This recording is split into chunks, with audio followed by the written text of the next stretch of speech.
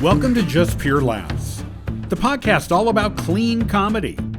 I'm your host, Dan McGowan. I grew up in an entertainment family and have been working as a clean comedian for nearly 30 years. My experience includes comedy clubs, corporate events, cruise ships, community events, military and theater shows, and a lot more. I am a winner in the Branson Clean Comedy Contest. I've appeared in TV commercials and theater productions, and recently filmed a dry bar comedy special. You can see that at www.drybarcomedy.com. In many ways, I've seen it all and always seem drawn back to comedy that everyone can enjoy. Clean comedy. So, if you enjoy comedy that is suitable for all ages, I invite you to stick around, because it's time for Just Pure Laughs. So that's right, this podcast is all about clean comedy.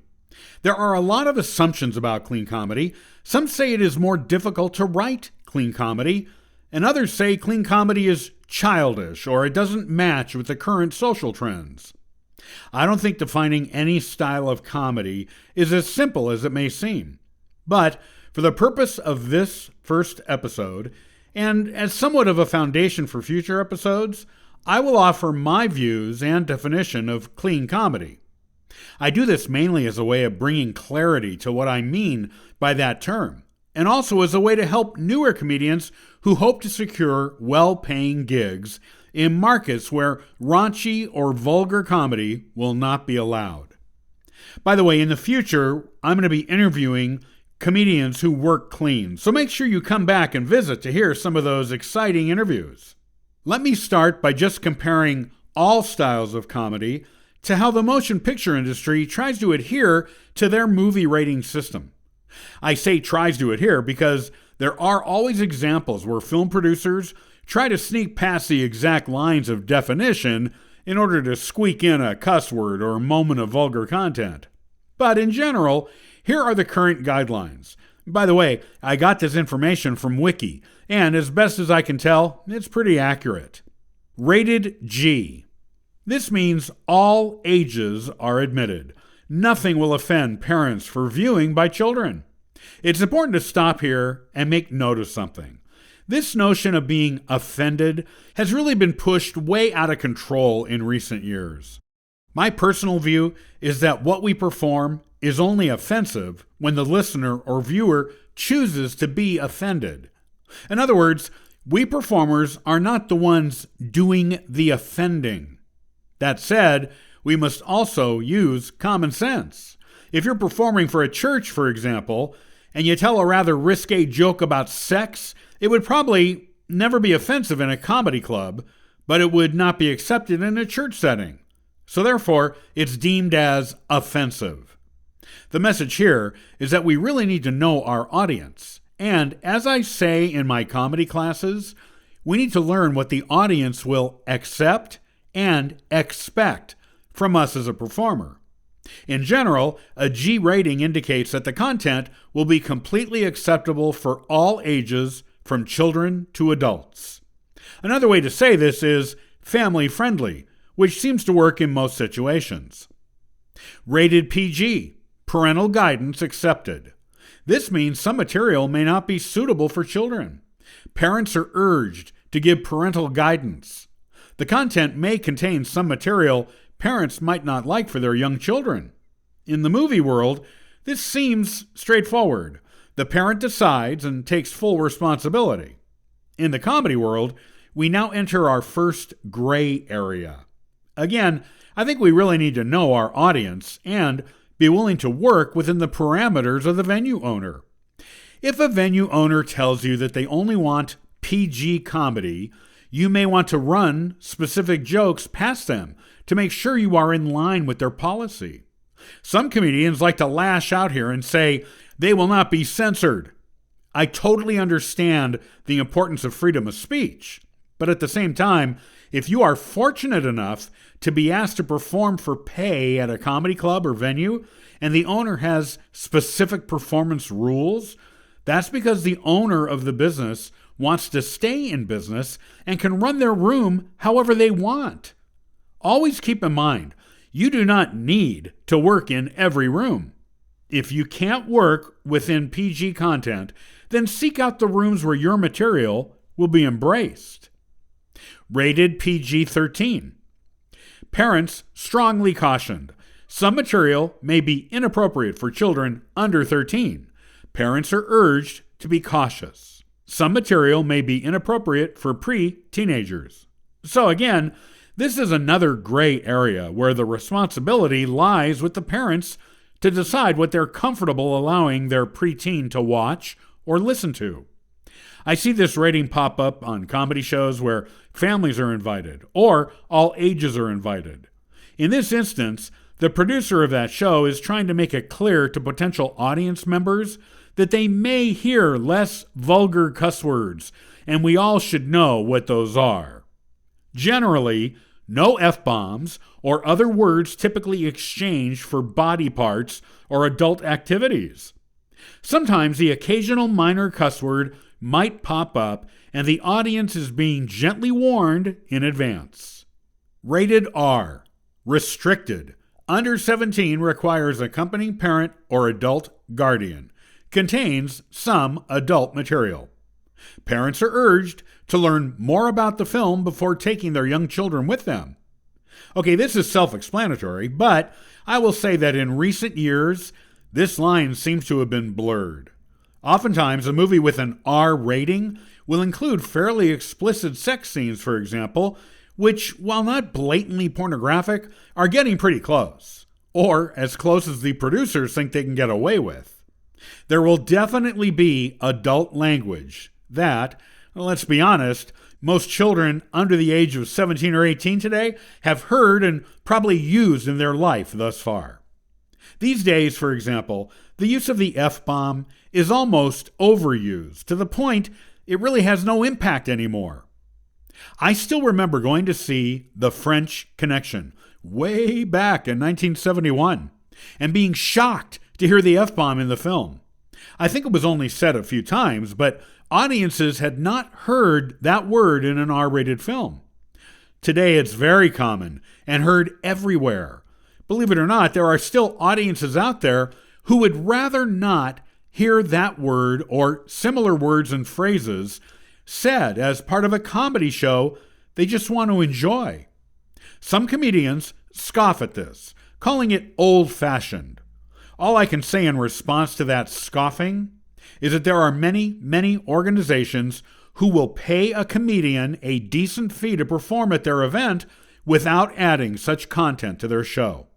In the end, it comes down to your choice as an entertainer. And again, it has nothing to do with censorship and everything to do with business smarts. Okay, the last rating is NC-17. Adults only. No one 17 or under is admitted. Clearly, adult content. Children are not admitted. Back in the day, we called this an X rating. And, of course, there were various layers to that, such as XX or XXX. Bottom line, this is basically anything goes. Any word, any phrase, any level of vulgarity, and more. This content is intended for adults, and more specifically, adults who desire that type of content. In the comedy world, we see this listed as adult comedy or over 21. The indication is clear. This show will definitely have comedy content where nothing is off limits. I will go further to say that oftentimes the performers themselves in shows like this feel the freedom to dress in provocative ways, usually more for the shock value than actual comedic impact. Before I move on, I do hope that comparing comedy content with the current movie rating system is helpful. You will find shows that fit all of these styles and can usually find a lane you feel comfortable performing in. I also want to state emphatically that there tends to be an understanding or a mindset that stand-up comedy is supposed to be dirty or raunchy or vulgar in order to be funny. And if it's not, then it is not really stand-up comedy. I just want to say that is pure nonsense. I said nonsense because this is a clean comedy podcast, but you know what I mean. Vulgar is a style, and clean is a style.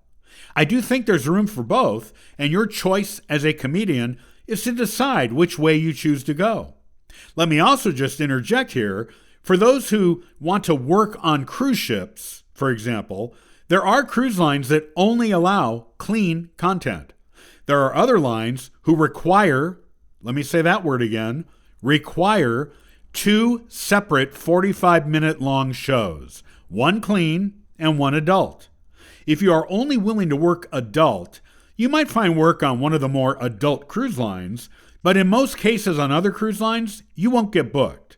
And I can tell you from experience that cruise ship gigs pay very well. So again, this is your choice. When I talk about clean comedy, I'm speaking about comedy that will fit within that G, PG, or PG-13 rating, like we just learned about. Personally, I always lean closer to G and PG, but will step into the world of PG-13 when I choose to write and perform a joke that might be more of an innuendo. Or as we've seen in Disney animated movies, for example, it says something that parents understand but is over the heads of children. I'm always drawn to comedy that has been written in a clever manner that conveys a message without actually being blatant about it. It reminds me of the films in the 50s. You see a couple start kissing in the living room. They look into each other's eyes adoringly. Then they move into the bedroom, closing the door behind them. The music swells, and the scene dissolves to that same couple now enjoying breakfast, still madly in love with each other. Okay, you'd have to be an idiot not to know what went on behind that closed door. But here's the thing.